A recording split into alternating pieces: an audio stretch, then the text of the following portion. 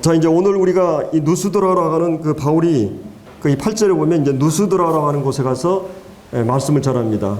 자, 이제 여기 이제 비시디 안디옥이나 이고니온에서는 회당이 있었죠. 유대인들이 이렇게 하나님 예배드리기 위해서 모이는 회당이 있었는데, 여기 이제 누스드라라는 곳에는 회당이 나오지 않아요. 아마 이곳에서는 이곳에 이제 유대인들이 아마 많이 모여 있지 않는 그런 지역이었던 것 같아요. 이 유대인들은 남자들이 한 10명, 10가정만 있으면 이렇게 회당을 지어서 이렇게 모이게 되거든요. 누스드라에는 아마도 유대인들이 살지 않는, 살아도 아마 적게 사는 그런 지역이 아니었던가. 그래서 사도 바울이 이제 회당을 중심으로 복음 전하는 게 아니라 이제 시장이라든지 이제 거리를 돌아다니면서 이제 사람들에게 이제 하나님 말씀을 전하는 거예요.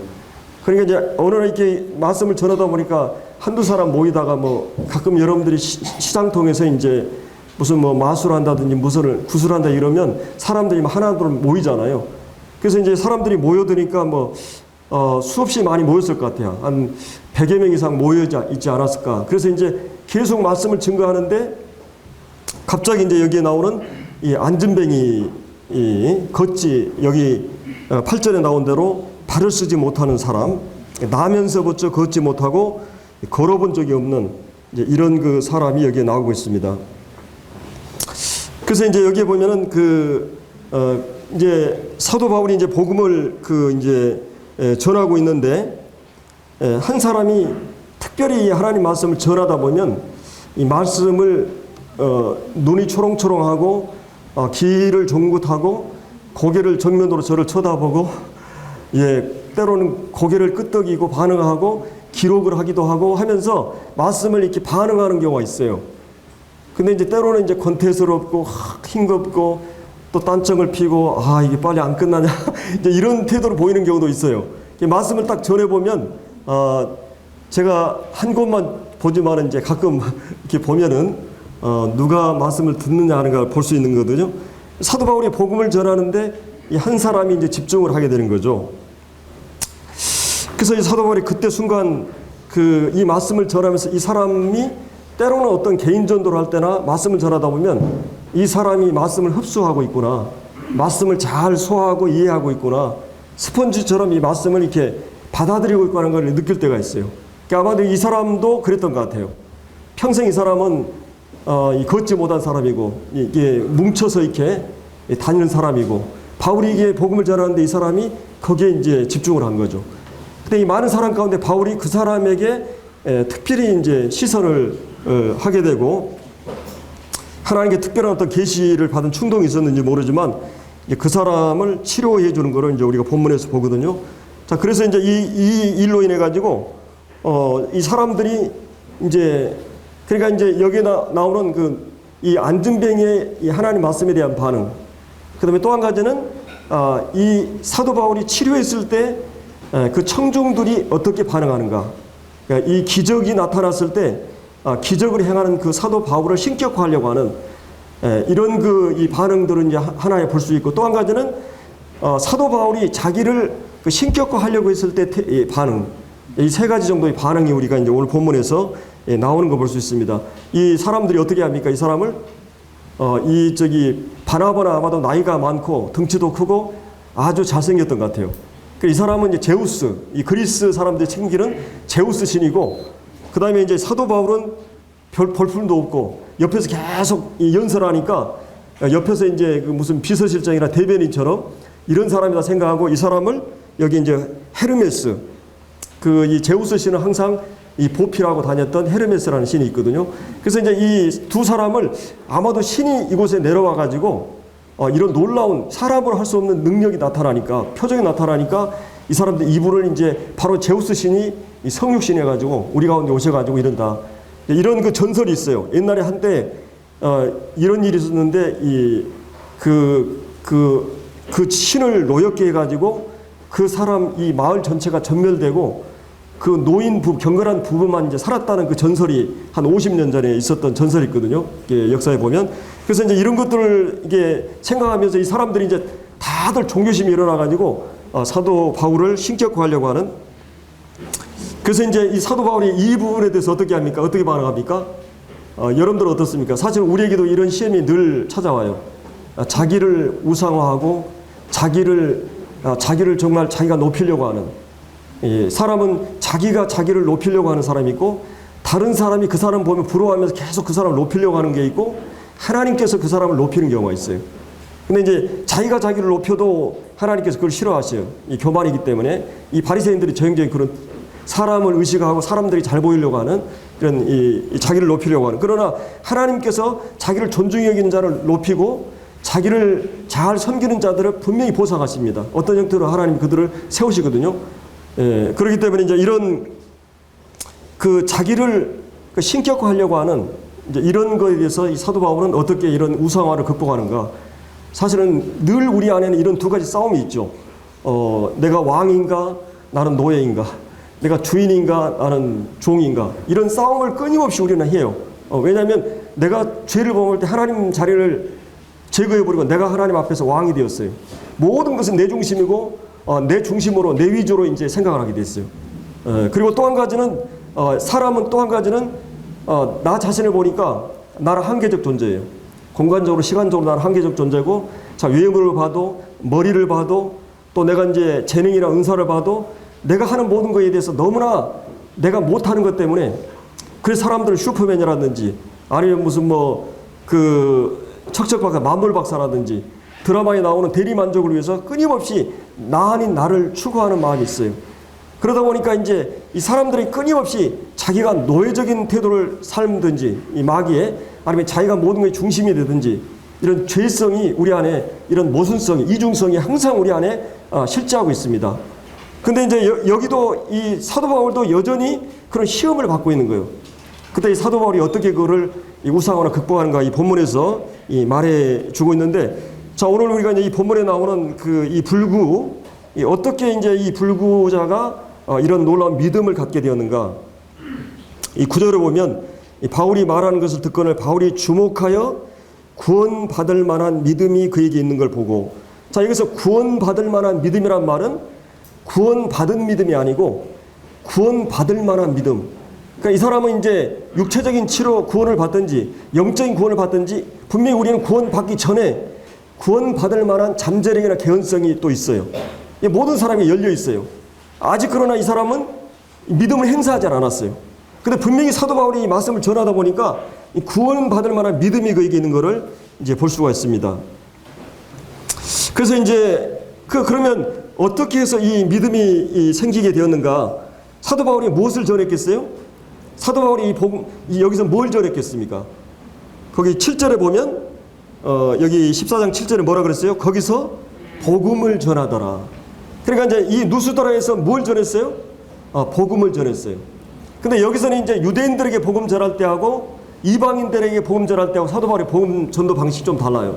유대인들에게는 이미 하나님이 살아계시고 그다음 하나님의 말씀을 철저하게 신봉하기 때문에, 그리고 메시아를 기다리는 그런 모든 진리를 갖고 있기 때문에 유대인들에게는 하나님이 어떤 분이다 이런 걸 설명할 필요가 없어요. 그러나 이제 이방인들에게 사도 바울이 복음 전할 때는 그 15절 이후에 보면 이 하나님의 창조의 하나님, 일반 계시의 차원에서 이 하나님이 어떤 분인 걸 증거하기 시작합니다. 이 복음 전도의 방식이 약간 다르죠. 자, 그러면 이제 사도 바울이 분명히 여기서 복음을 접근하면서 이방인들이 이들에게 복음을 전했을 겁니다. 자, 하나님이 어떤 분이고, 그 다음에 이제 이 인간은 어떤 위치에 있고, 그 다음에 예수 그리스도가 어떤 분인 거, 그가 이제 안디옥, 이고니온, 누스드라, 더베에서 계속해서 전했던 이 복음, 이 예수 그리스도, 하나님께서 자기의 아들, 사랑하는 아들을 인간의 몸을 입고 이 세상 가운데 오게 하셔가지고, 그리고 이제 이 세상 가운데 오게 하셔서 그분이 이 삶을 33년 동안에, 특별히 3년 반 동안에, 공생애 동안에 그분이 행하신 가르침이나 능력이라든지, 그 다음에 그분이 십자가에서 이 모진 고통을 당하시고, 그리고 그분이 다시 부활하셨다고 하는 이 복음의 사실들을, 역사적 사실들을 쭉 이제 전개를 했을 겁니다. 그리고 이제 이 사도 바울이 에베소서에서도 또 이제 총독 서기오 이 구브로에서도, 이 아덴 철학의 도시에서도, 이 고린도에서도, 지금 이 비시디 안디옥, 그 다음에 이고니온, 누스드라, 더베에서도 그가 계속해서 하나님과 예수 그리스도와 그 그 다음에 이제 그 심판에 대해서 계속해서 전했던 그 복음의 내용들을 지금 전하고 있어요. 자, 그런데 이 안준뱅이가 그거를 쭉 듣고 있다가 이 복음의 역사적 사실성을 듣고 있다가, 자, 이 하나님이 그의 아들을 우리 가운데 보내 가셔가지고 이런 놀라운 능력을 보이시고, 그 다음에 그분이 우리 인간을 사랑하신다고 하는 말들을 그대로 만약 흡수했다면, 그가 만약에 그런 하나님이라면, 예수 안에 나타난 그런 영광과 능력을 실제 행했던 그 하나님이라면, 또 그런 사랑을 가지고 계신 성품을 갖고 있는 하나님이라면, 그렇다면 나 같은 이 사람도 그분의 능력으로 치료될 수 있겠다고 하는 그 믿음을 그가 가지고 있었던 거예요. 이 복음의 말씀을 들으면서 그 믿음을 갖게 된 거죠. 이 믿음은 어디서 생겨요? 믿음은 들으면서도 하고, 들으면 하나님 말씀으로 가려고.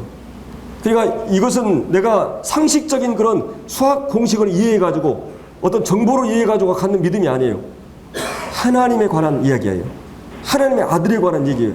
이성이나 그 다음에 과학적인 실증이나 이성적인 합리적인 그런 논리로 이해할 수 없는 그런 사건들이에요. 그래서 자기가 걸어간다고 하는 것, 자기가 치료된다고 하는 그것은 우리의 상식적으로는 의학적으로 불가능한 일이에요. 근데 하나님에 대한 얘기를 듣고 하나님의 아들에 대한 얘기를 들으면서 이거는 가능할 수 있겠다는 그 믿음을 그 사람이 가진 거예요. 단순하게 그 메시지를 들으면서 그걸 가진 거예요. 그래서 사도 바울이 그걸 보면서 이에게 예수 그리스도 이름으로 명하면 이 사람이 치료될 수 있겠구나. 이 베드로와 그 요한이 안진뱅이를 일으킬 때 똑같은 그런 그 믿음을 그에게 확인한 것입니다. 물론 그가 이제 확실한 역사적 사실만 얘기한 게 아니라 이 교리의 의미에 대해서, 그분이 왜 십자가에 돌아가셨고, 왜 그분이 성육신 인간의 몸을 입어야만 하셨고, 그리고 왜 예수님이 그 고통을 십자가에 당하셔야만 했고, 그분이 왜 부활하셨고, 그분이 왜 승천하셨으며, 그리고 왜 우리가 이 복음을 전해야 된다고 하는 그분의 사건에 대한 의미도, 그분이 인류의 죄를 위해서 죽으셨고, 그리고 죄를 의롭다고 다시 부활하셨고, 그리고 그 죄를 인간의 몸으로 지은 모든 죄를 몸으로 갚아야 되기 때문에, 자, 이런 모든 이 복음의 역사적 사실뿐만 아니라 그 역사적 의미들을 바울은 분명히 설명했을 거예요. 그 모든 말씀을 그럼 그대로 받아들이고, 그런 그 복음을 받아들여서 그 영혼의 불구가 정상적인 사람이 될 뿐만 아니라 그런 실제로 육체적인 불구가 정상인적인 사람이 된 것을 이제 우리가 볼 수가 있어요. 그래서 이 안진뱅이의 믿음이 우리가 이제 어디서 왔을까? 그 구원받을 만한 믿음이, 사도 바울이 그것을 이제 보고 이 말이 무슨 뜻인가? 그래서 이 안진뱅이, 지금 말하는 저것이 사실이구나. 저게 진리고 틀림없는 사실이다. 예수 그리스도가 그렇게 위대한 삶과 능력과 부활, 그렇다면 그분이 나를 고칠 수 있다고 하는, 그래서 이제 한 번도 걸어보지 않는 이런 것이었지만 그 하나님의 사랑의 성품을 의뢰하고 그 바울의 명령에 그런 순종하게 됩니다. 그때 놀라운 그런 일이 일어났어요.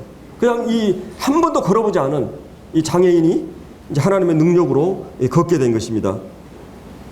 그래서 이제 이런 그 놀라운 그런 능력이 이제 그 복음을 이제 전하는 가운데서 이 바울은 그의 얼굴 표정 속에서 이 말씀을 초롱초롱 듣고 이 말씀을 흡수하고 그 얼굴 표정이 펴지고 염려의 그림자가 다 제거되고 교묘한 그런 이 만족이 그 얼굴의 전면에 퍼져나가는 것을 확인하고, 그 영혼의 그 고민과 또 비밀과 또 이런 자기 안의 모든 문제를 하나님 분명히 해결할 수 있다는 그 믿음을, 그 말을 들으면서 그 말 속에 하나님의 말씀의 권위를 인식하고 그런 그 진리를 그대로 받아들이고, 그런 표정을 확인한 사도 바울은 하나님 말씀에 의지해서 그에게 명령을 합니다. 근데 그가 살아나요. 우리가 복음 전하다 보면 복음 말씀을 진실로 의심 없이 계속 잘 듣다가 따라오다가 그냥 구원받아 버려요. 내가 내 설득으로 말로 구원받는 게 아니잖아요.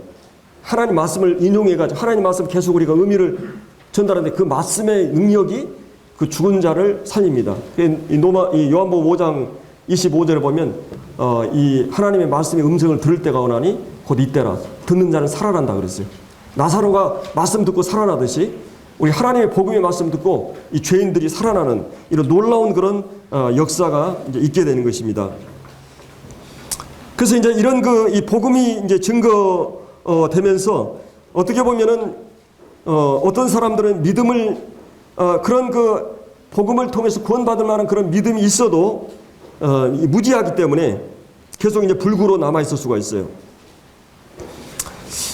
이 구원받은 것이 무엇인지 제대로 알지 못해가지고 또 잘못된 어떤 기대를 가지고 어떤 놀라운 그런 이 감정이나 느낌, 체험, 어떤 꿈이나 환상, 흥분된 그런 이 솟구치는 기쁨, 그런 것을 이제 기대함으로써 여전히 불구로 남았을 수가 있어요. 그 잘못된 기대죠. 그런 것은 이 구원에 아무런 필요가 없고 도움이 안 되는 것이에요. 그런 것이 이제 더 적을수록 좋은 것입니다. 구원받는 데는 이 진리의 말씀을 확실하게 받아들여야 돼요. 또 이제 어떤 사람은 자기 자신을 기만하는, 속이는 것이 아닌가 하는 두려움에 가질 수가 있어요. 그래서 이제 계속 불구로 남아 있는. 그래서 이제 이 구원받았는데 나를 보니까 구원받지 않은 것 같고, 내 상태를 보니까 내 속을 보거나 내 삶을 보면 구원받은 사람 같지 않은 것 같고, 근데 우리가 붙들어야 될 건 뭐예요? 하나님께서 아들을 통해서 이루신 그 약속의 말씀, 복음의 말씀을 붙드는 것이 구원이에요. 이 구원이라고 하는 것은 예를 들어 배가 이제 닻이 배 안에 있으면 그 막 풍랑이나 이런 요동을 쳐요. 근데 닻을 이렇게 땅에다 딱 내려놓으면 이 바다에다가 요동하지 않습니다. 우리를 요동하지 않게 하는 것은 내 감정이나 배 안에 있는 그 어떤 것이 아니에요. 바로 이 닻이 이 배를 안전하게 하는 것이죠. 우리 밖에 있는 객관적인 그 말씀이, 물론 그 말씀이 내 안에 들어와 있지만 그 말씀을 의지함으로써 우리가 이제 믿음을 견고하게 하는 것이죠. 여러분이 강가에 비치는 달과 실제 달이 있는데, 강가에 비친 달은 어때요? 바람 불고 막 환경에 따라서 막 삐쭉삐쭉하고 막 이렇게 해요. 그러나 저 달은 항상 여전해요. 우리가 이 하나님의 말씀과 약속을 붙드는 거예요. 근데 이제 우리는 우리 자신을 보면서 이제 이런 연약에 빠질 수가 있습니다. 이제 어떤 사람은 이제 자기가 이제 일어서는데 다시 주저앉을 것 같은, 그래서 이제 이런 수치를 두려워해 가지고 뭔가 내가 이런 결단과 결심, 작심삼일이 되지 않을까, 내가 또 이런 반복되는 죄 속에 빠지지 않을까, 그럼으로써 이제 결단하지 못하는, 그래서 이게 여전히 불구로 남아있는, 주님의 복음으로 받아들였을 때 마음으로 그것을 받아들이고 결단하고 믿고 영접하는, 이제 이렇게 될 때 그것이 이제 구원받은 만한 믿음이 구원받는 믿음으로 되는 것이요. 그래서 이제 그 한 번 얻은 구원은 단번에 영원한 구원이 되는 거죠. 자, 이런 복음 전파가 일어나는 곳에 날카로운 그런 양극단의 반응이 나타나요. 이 대조대전. 거기에 막 이제 복음이 증거되니까 막 사람들이 분열되어 버려요. 이제 사람들이 막 소동이 일어나요. 이 사도들이 전한 복음은 사람들을 날카롭게 쪼개버렸어요. 빛과 어둠을 나누듯이 분명히 하나님의 말씀에 대해서 적극적인 반응을 하든지 아니면 적극적인 반대를 하든지, 지금 안디옥에도 그렇고 이고니온에도 그렇고 누스다라도 그렇고 더베도 그렇고 바울이 가는 데다 막 소동이 일어나요. 그래서 여러분들 구원받고 나서 딱 가족에 들어가면 여러분의 가족들과 기름과 물처럼 이질적인 존재가 되는 것이, 뭔가 설명할 수 없는 서로의 이런 것들이 일어나는 것입니다. 그래서 주님이 내가 세상 화평을 주러 온 것이 아니라 검을 주러 왔다. 이제 아비가 어미를, 이제 복음 듣고 구원받은 사람이 들어가게 되면 이제 가족 안에서도 가치나 성향이나 또 추구하는 목표가 다 다르기 때문에 이제는 자기를 위해서 또 세상을 위해서 살았던, 세상 영광과 성공과 가치와 출세를 위해서 거기에 내 인생을 걸고 살아왔던 그 사람이 이제 천국을 향해서 가고 이제 그리스도를 향해서 가고 이제 새로운 가치에 눈이 열리니까, 그래서 이제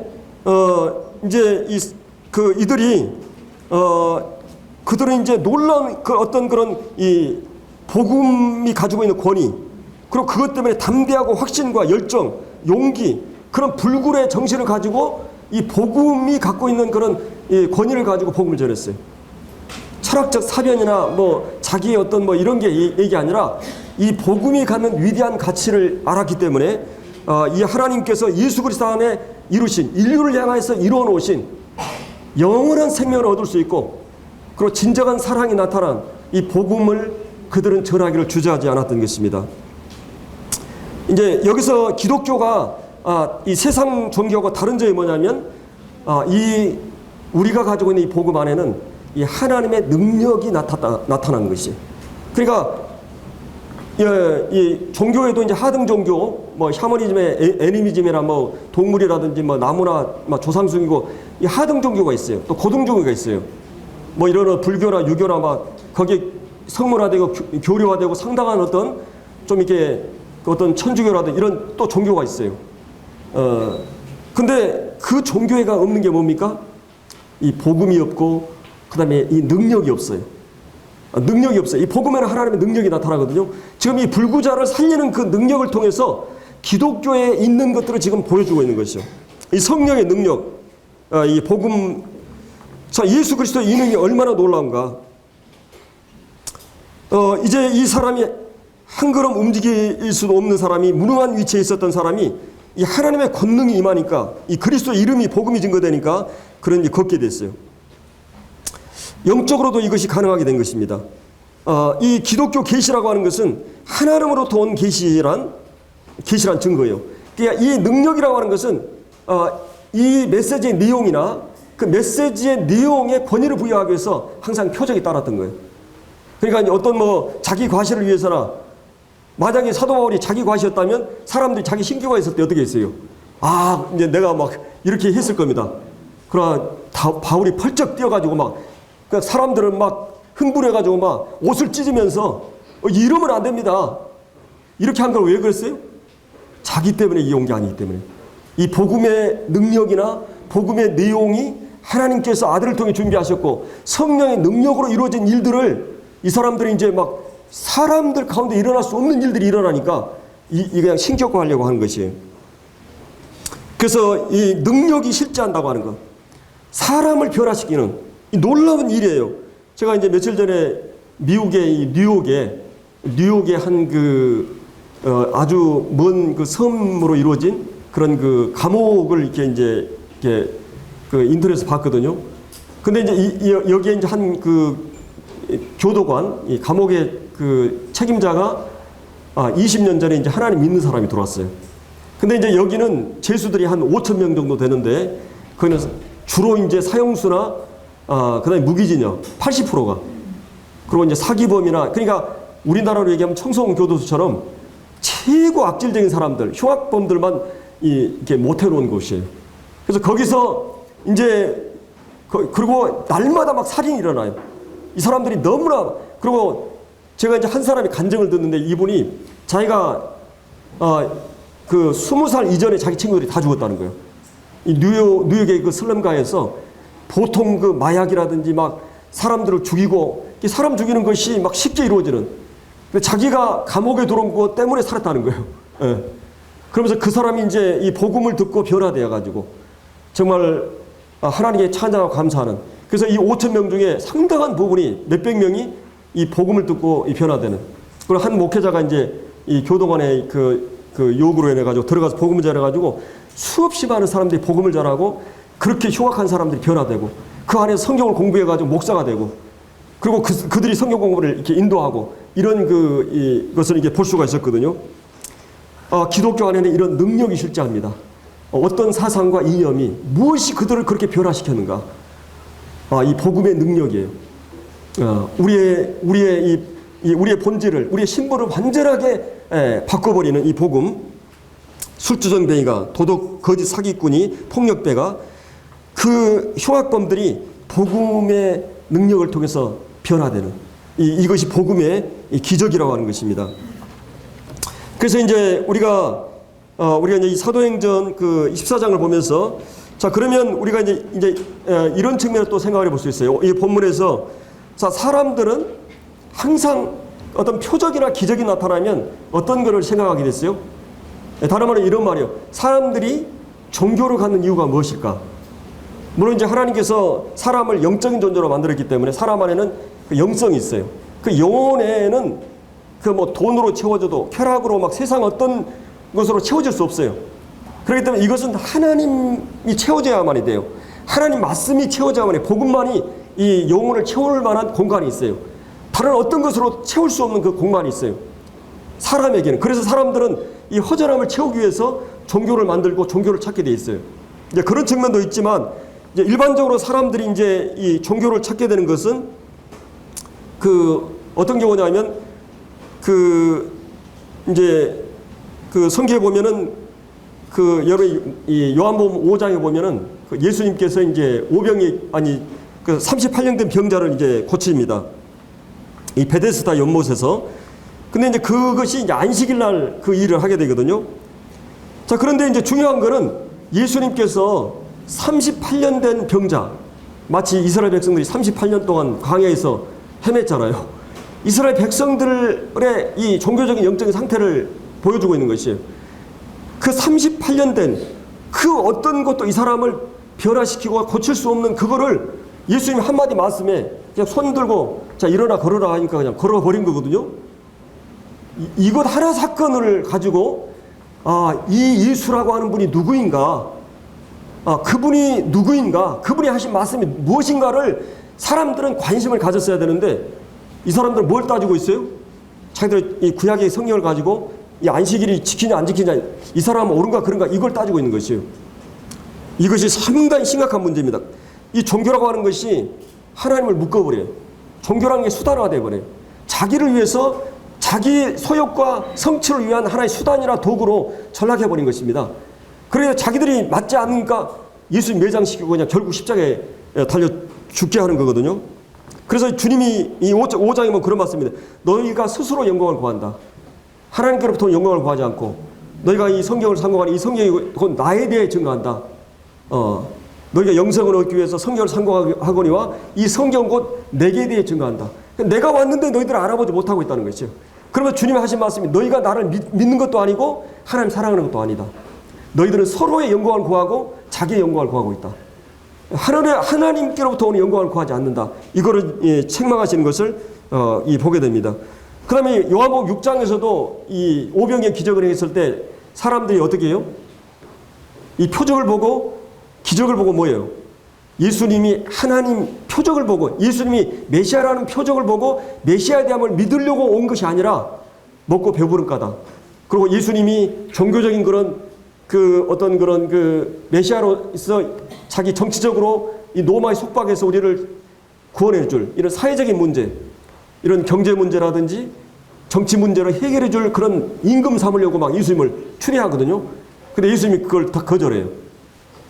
그러니까 이제 그 예수님을 철저하게 그들은 자기의 피로수단으로 여러분이 하나님 믿는데, 여러분이 주님을 믿는데 여러분이 하나님을 피로수단으로 나를 위한 나가 중심이 돼가지고 하나님은 나의 필요를 위한 수단으로 믿는다면 이거는 지금 종교인들이 찾고 있는 그런 그 신이라고 하는 것이에요.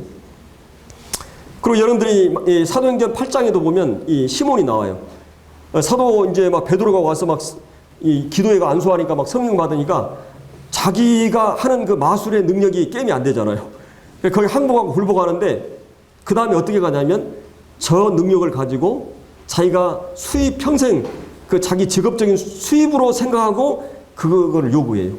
그때 이 저주를 받게 되죠. 이 베드로에게 아주 이게 저주를 받게 됩니다. 그래서 그것이 나의 필요를 위해서 그러면 오늘 본문에 나오는 이 사건도 뭐예요? 여기 나온 사람들은 지금 그런 종교적인 그런 그 기대를 갖고 바울에게 접근하고 있다는 것이. 왜 그거를 알 수 있냐면 지금 막 이 사람들이 이제 이 표적을 보고는 어떻게 합니까? 이 제우스 신과 헤르메스 신이 나타났다 그래가지고 그 밖에 있는 제우스 신당으로 가가지고 제사장들을 모집하고 제사 드리기 위해서 막 모집했어요. 설득해가지고 이제 안 됐잖아요. 근데 핍박보다 더 무서운 시험이 시작이 돼요. 뭡니까? 그를 존중하고 높이고 우리가 하나님 말씀 전하고 막 이러면 사람들이 메시지 좋았다 막 이러면 여러분들이 메시지를 평가하지 말고 어떻게 하냐면 주님 내게 필요한 말씀을 오늘 주셨어요. 이렇게 말하면 좋아요. 왜냐하면 저를 통해 주님 말씀을 주신 거지 나를 높이면 안 되는 것이죠. 사람들이 나를 높여도 안 되고 내가 좋아하는 것도 안 돼요. 그거는 내가 지금 바울이 받았던 베드로 요한이 받았던 똑같은 시험이에요. 베드로 요한은 뭐라 그랬어요? 내 개인의 경건이나 능력으로 내가 이렇게 한 것으로 생각하지 말라. 바로 예수라는 그분의 이름에 의해서 예수라는 이름 때문에 이 사람이 이렇게 살아났다. 이렇게 얘기해요. 그러니까 지금 여기서도 이런 이 사람들이 그렇게 하고 있는 거예요. 근데 어떻게 됩니까? 자기들의 요구나 기대에 만족하지 못하니까 어떻게 됩니까? 이 사람들 돌변해가지고 사도 바울을 돌로 쳐 죽여보려고 한 거예요. 이게 무서운 것입니다. 여러분의 종교를 나를 위한 종교가 되면 이런 무서운 것이 일어나요. 그리고 사실은 유대인들이 왜 예수님 십자가의 주인지 아세요? 예수님에 대해서 어떤 기대를 했어요? 로마의 속박에서 우리를 해방해주고 그 다음에 이 경제 문제를 해결할 줄 나의 필요를 위한 수단으로서 메시아를 기다렸어요. 결국은 그 메시아가 호산나 막 하면서 우리를 구원할 그분이 오셨다 그러고 막 했는데 자기 말 안 듣고 무력하게 이렇게 되니까 예수님 십자가에 죽여버린 거예요. 그것이 바로 종교예요. 여러분이 찾는 주님은 그런 분입니까? 내 영혼의 문제, 그리고 내 죄의 문제, 내 죽음의 문제, 내 인간의 본질적인 문제를 해결해주고 하나님과 관계를 회복하기 위해서 하나님이 우리를 이 세상에 오신 거예요. 하나님과 여기 이제 핵심 주제가 거기에 15절에 그 말씀이 나오죠. 이 살아계신 하나님께 돌아오게 하기 위해서. 구원은 뭐냐? 죄사함도 소극적인 개념이에요. 그거는 궁극적으로 뭐냐? 하나님과 관계를 회복하기 위해서. 왜 그분이 속죄 제물이 되고 왜 화목 제물이 되시고 왜 그분이 대속 제물이 되셨느냐? 결국은 하나님과 우리의 관계가 깨어진 관계를 하나님과 다시 회복하기 위해서 그렇게 한 거예요. 이게 이 사도 바울이 다른 유대인들에게 했던 복음이랑 다 똑같아요. 결론은 하나님과 인간의 화해, 하나님과 인간이 다시 화해되는 것이에요. 그것이 이 복음의 궁극적인 목적인 것입니다. 근데 이제 여기 나오는 이 사람들은 자기의 그런 요구가 맞지 않기 때문에 예수님을 그렇게 십자가에 죽이고 이 바울을 지금 돌로 쳐 죽이는 이런 것을 나타내는 걸 볼 수 있습니다. 정말 예수 믿는 그 결과가 사업이 번창하고 건강이 질병이 치료되고 합격하고 직장에 승진하고 월급이 일어나고 내가 11조 하니까 하나님께서 특별하게 나를 잘해준다.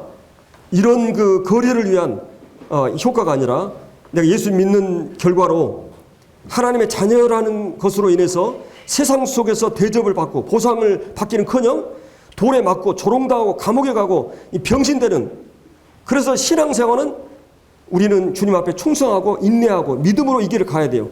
희열과 광기나 흥분이 아니라 기적이나 형통을 기대하는 게 아니라 쉽게 얘기하면 떡 하나 주면 안 잡아 먹다 이런 말이 있는 것처럼 그런 기대심을 가지고 종교를 접근했다면 하나님이 내가 요구하는 것을 들어줘야 하나님 믿는다고 하는 그런 하나님이라면 여러분 잘못 믿고 있는 것이에요.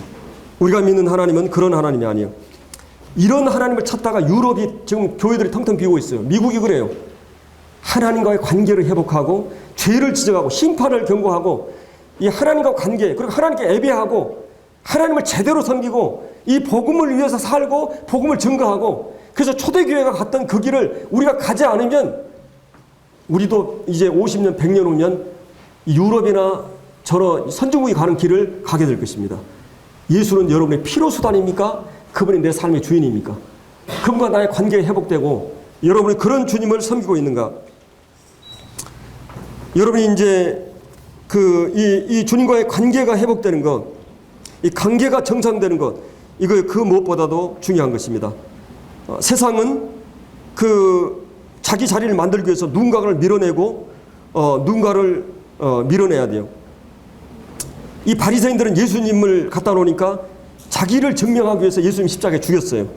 그런데 하나님은 그 죽인 예수를 살려낸 하나님이에요. 이런 하나님을 우리가 믿고 있어요. 그래서 우리 안에 죽은 우리들 안에 복음을 통해 생명을 창조해내시고 우리 부르심을 보세요. 우리가 실력이 있고 달라서 우리를 부른 게 아니에요. 형편없는 자리에서 은혜가 필요한 우리들, 하나님의 진노 아래 있는 허물과제로 죽었던 이런 우리들을 이제 불러가지고 하나님과 관계가 회복되고 하나님과 사랑을 공유하기 위해서 이제 하나님께서 우리를 이제 부르신 것입니다. 그래서 우리는 이제 하나님의 아들들이 되었어요. 이 어마어마한 사건이에요. 그러니까 이제 내가 하나님의 자녀라는 신분, 이게 무시무시한 말이에요.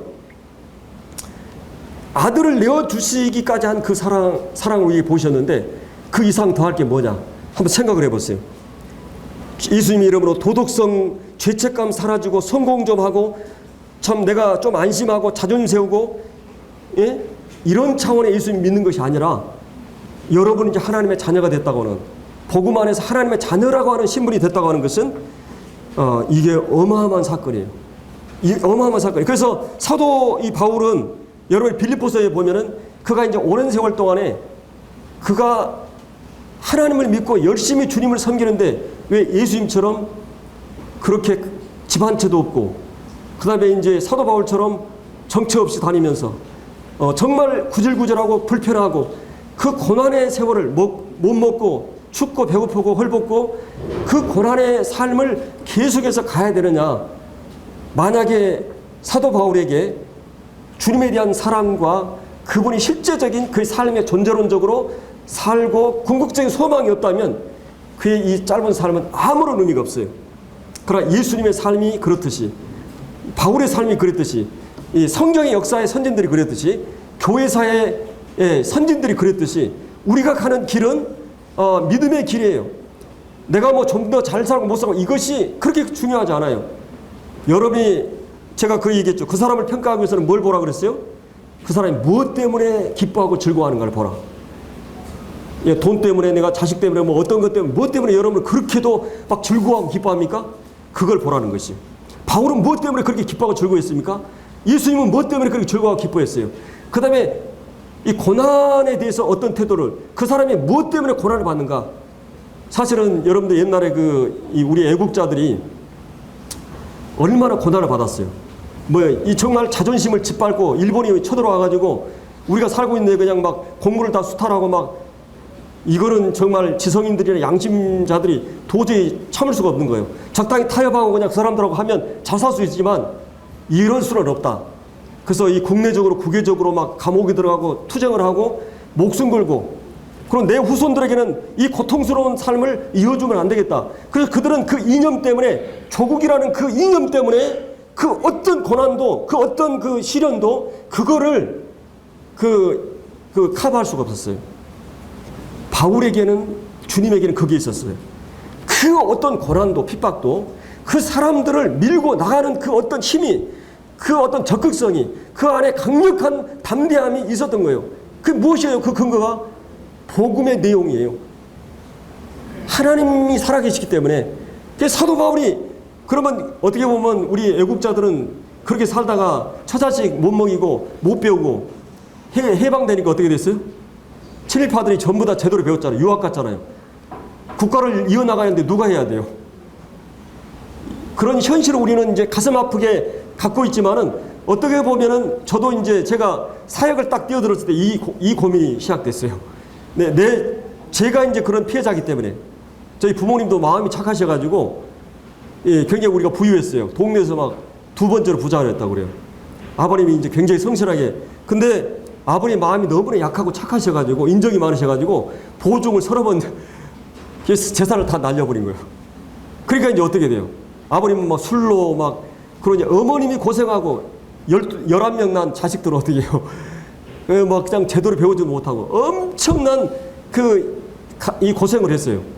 어떻게 보면 참, 예, 독하게 생각하고 이제 살아야 되는데, 그러니까 저는 그런 피해의식을 갖고 있기 때문에 내 자식들을 어떤 일이 있어도 배우게 해야 된다는 생각이 있었기 때문에 제가 자비랑을 하면서, 우유배달을 하면서도 제가 절대 아이들은 배우는 일을 손해보지 않도록 해야 되겠다. 이제 그 각오를 하고 이 사역에 뛰어들었지만, 그러나 이 사도 바울, 또 이 위대한 믿음의 선진들의 길은 험난한 길이었어요. 절대 세상적으로 보장이 되고 뭐 이런 것이 아니었어요. 물론 그러나 가만히 생각하면 하루 3끼 먹어요. 여러분 잠자는데 여러분 인생이 왜 이렇게 빨리 가요? 벌써 저도 이제 60이 다 돼가요. 제가 사역을 한 지도 거의 이제 30년이 다 가요. 제가 여기 왔을 때는 막 30대는 꿈에 부풀어 있었어요. 근데 이제는 그냥 그런 거 없어요. 왜 이렇게 세월이 빨리 굴러갔는지. 내가 정말 하고 싶은 일들이 많았는데도. 근데 한 가지는 지금 생각해 보면, 그래 나는 그 그릇밖에 안 되지. 내가 복음 전하기 위해서 여기서 1년에 한 2명 정도 평균적으로 한 60명 구원받았으니까 그거로 만족하고, 그리고 앞으로 이 여주교가 확실하게 이곳에 깃발을 꽂고 든든히 세워서 앞으로 이 믿음이 계속해서 우리의 이 복음이 이곳에 증거되고 여기에 이 복음의 전초 기조가 되고, 이제 그것만을 저는 꿈꿔요. 그 이상 기대하지 않아요. 제가 꿈이 컸거든요, 사실은. 여기 몇 군데 개척을 하고 서울에다가 대형 교회를 해가지고 막 훈련센터도 생기고 막 이게 꿈이 아주 대단했는데, 제가 이제 30대, 40대를 지나고 나서 제 주제 파악을 이제 했어요.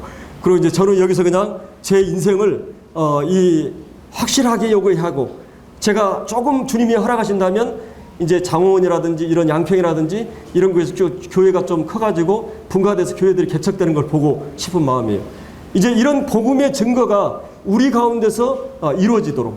그래서 여러분들이 사도 바울이 가셨던 그 길을 우리가 이제 가는 것입니다. 우리가 그 이상의 기대를 하지 말아요. 우리는 이미 하나님의 자녀가 됐어요. 이미 모든 게 확보됐어요. 그리고 여러분이 하나님의 자녀가 됐기 때문에 자녀로 낳고 그냥 놔둔 게 아니에요, 하나님이. 왜 여러분이 고난 있고 시련 있고 이 뒤틀리고 꼬이고 풀리지 않는 일들이 인생에 계속되는가? 여러분 구원받고 나서 끝까지 내가 한 가지 확실하게 약속하죠. 그거는 결코 편하진 않아요, 이 삶이. 제가 이게 사도 바울이 이 돌아온 길을 다시 돌아가거든요. 근데 그 돌아가는 길은 어떤 길이었습니까? 사실은 지금 더베에서 다소로 가가지고 타우루스 산맥을 건너서 다시 자기가 출발했던 시리아 안디옥으로 가는 길은 불과 얼마 안 돼요. 근데 다시 그 거꾸로 돌아가요. 자기를 돌들지던 그곳으로. 제가 아까 교통사고 난 그 옆에만 지나가도 그냥 기분이 안 좋은데, 여러분이 돌을 한번 한 20, 30대 돌 맞았다고 생각해봐요.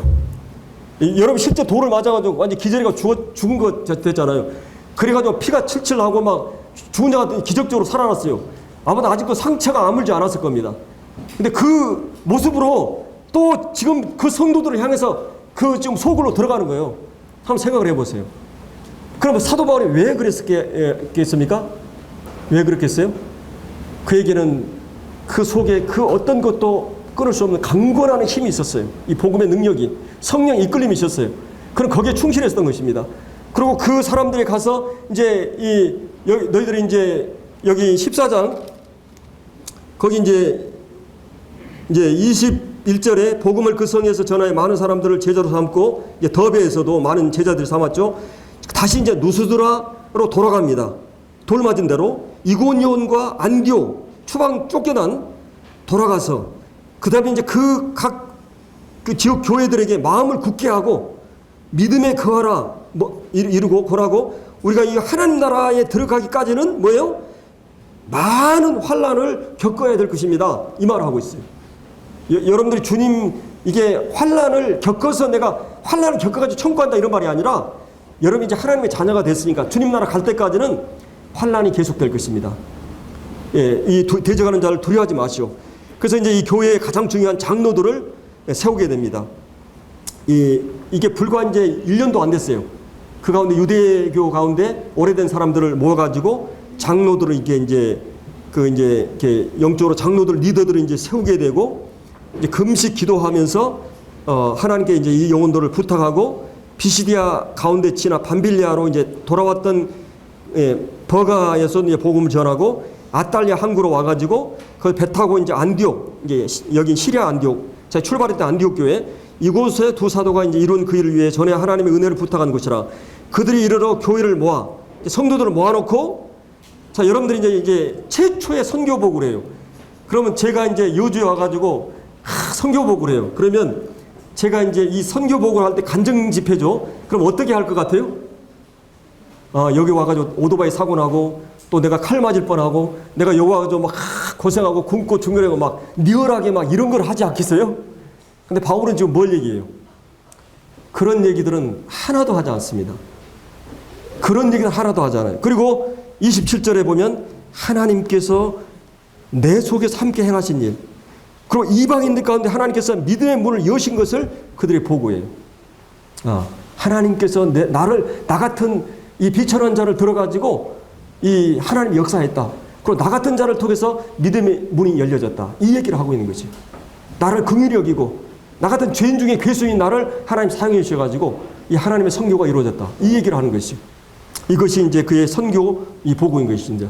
그 1년 반 동안에 1차 선교 여행을 그가 4,800km를 그가 1년 반 동안에 다니면서 여러 군데의 교회들을 개척하고 1차 전도여행을, 그리고 이 교회에 이제 이단들이 침투하니까 이제 갈라디아서를 기록합니다.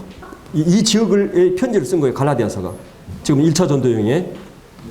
그래서 이런 이 놀라운 참 사도 바울의 이런 참 선교를 보면서 여러분들이 직접적으로 아니지만 여러분들이 교회가 어떤 일을 할 때 함께 해주는 것, 그것이 여러분 여주에 1년에 한두 명 구원 만나 했을 때 여러분들이 헌금하고 또 이게 집회 모이고 전도 집회하고 또 이렇게 기도해주고 이런 것들을 통해서 교회가 팀워크로 영혼들을 거두는 일을 하는 것이죠. 그래서 주님 나라에 갔을 때는 나만 상을 받는 게 아니라 전방에 있는 만 상을 받는 게 아니라 모든 성도들이 함께 상급을 받을 것입니다. 근데 만약에 여러분들이 그걸 비협조적으로 했다면, 기도하지 않았다면, 동참하지 않았다면 여러분들은 그것은 제가 네팔 선교하자, 또 이 자동차 헌금하자 그러면 제가 항상 얘기하죠. 하나님께서는 액수를 보지 않는다고. 여러분들이 10,000원짜리 하나 하면 네팔 성도들에게는 엄청나게, 우리나라의 돈으로 10만 원이 되는 것이요. 우리에게는 아무것도 아니에요. 용돈밖에 안 되는 것이에요. 그것이 한 사람 한 사람 모으면 십시일반이 되는 것이요. 굉장히 많은 도움이 돼서 전국교회에서 제가 그런 얘기를 할 때는 귀해요. 여러분에게 주님 앞에서 귀해요. 그리고 여러분들이 그걸 함으로써 우리가 뭐 계산을 안 하지만 하나님 절대로 손해보게 하지 않아요. 그걸 경험한 사람만이 계속 그 일을 하는 거예요. 그렇기 때문에 복음을 위해서 직접적으로 간접적으로 동참하고 함께하는 것, 이건 얼마나 귀한 일인지 몰라요. 바울은 이거를 위해서 총력을 기울였어요. 자기의 온 몸을, 목숨을 걸었어요. 여기에. 그래서 우리 교회 존재 이유가 여기에 있기 때문에 바울이 전했던 이 복음, 우리를 변화시켰던 이 복음, 그래서 먼저는 가족들에게, 또 우리 이웃들에게, 주변 사람들에게 전하는 일을 우리가 계속해야 될 것입니다. 기도하고 마치겠습니다.